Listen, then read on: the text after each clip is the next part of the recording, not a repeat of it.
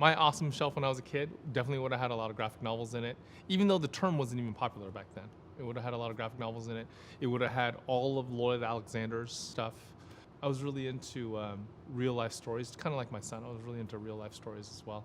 It would have had a lot of that kind of stuff in it too. When I was younger, when I was in fourth or fifth grade, I was really into this author named Clifford Hicks.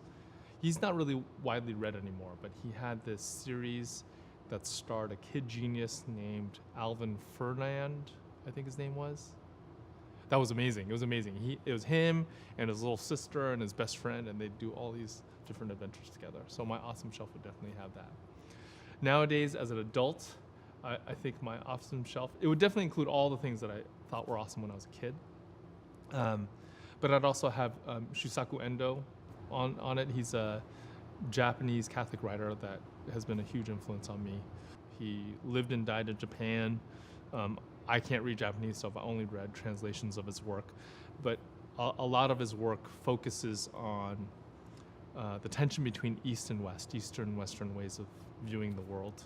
And as an Asian American, I think that's a tension that I live in. So his stuff really speaks to me. And all of Scott McCloud's stuff.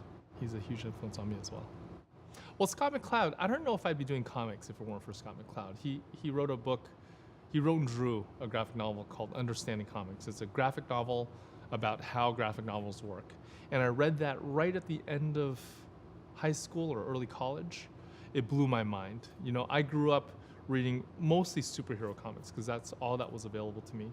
And reading that book convinced me that the medium of comics could carry any sort of story that I wanted to tell.